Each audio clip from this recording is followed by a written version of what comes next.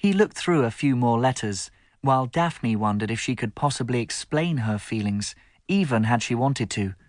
She felt she would have to understand them first, and this unnatural little chat was hardly going to help her to do that.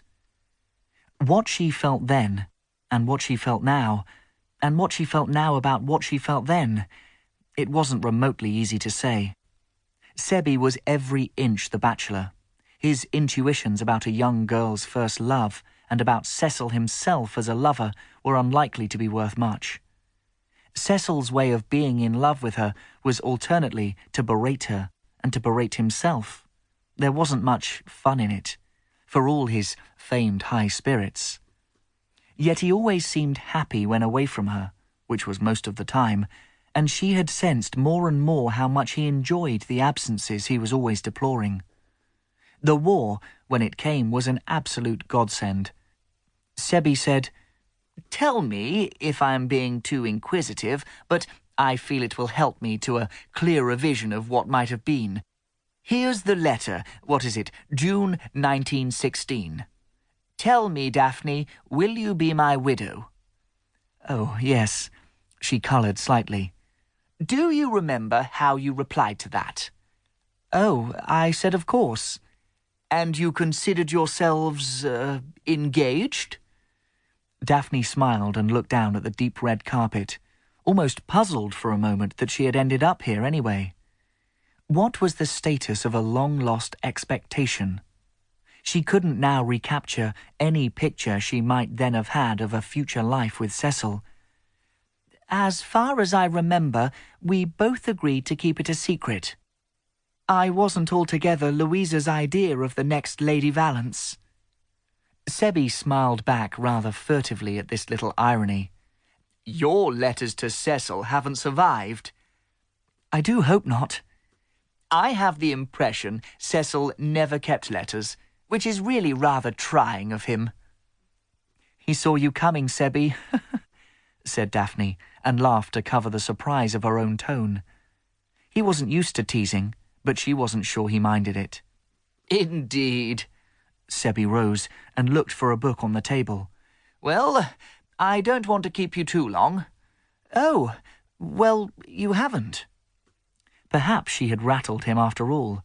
He thought she was simply being flippant. "What I hope you might do," said Sebi, "is to write down for me a few paragraphs, simply evoking dear Cecil and furnishing perhaps an anecdote or two, a little memorandum." "A memorandum, yes."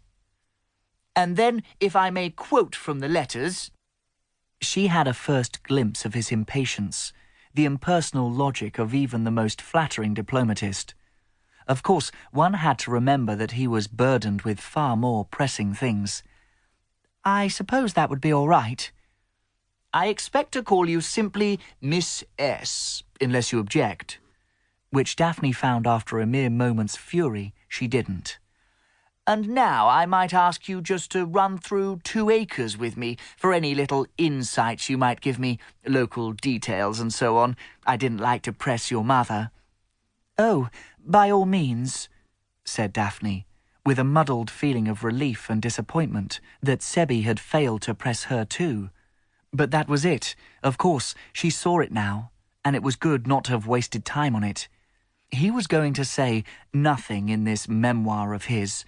Louisa was in effect his editor, and this weekend of research, for all its sadness and piquancy and interesting embarrassments, was a mere charade. He picked up the autograph album, the mauve silk now rucked and stained by hundreds of grubby thumbs, and leafed delicately through. There was something else in it for him, no doubt. A busy man wouldn't make this effort without some true personal reason. Sebi, too, had been awfully fond of Cecil. She gazed up at the carved end of the nearest bookcase and the stained glass window beyond it in a mood of sudden abstraction. The April brilliance that threatened the fire in the morning room here threw sloping drops and shards of colour across the wall and across the white marble fireplace. They painted the blind marble busts of Homer and Milton pink, turquoise and buttercup. The colours seemed to warm and caress them as they slid and stretched. She pictured Cecil, as he had been on his last leave. She had a feeling that when she met him that hot summer night, he had just come from dinner with Sebi. Well, he was never going to know about that. For now, she had to come up with something more appropriate, something that she felt wearily had already been written, and that she had merely to find and repeat.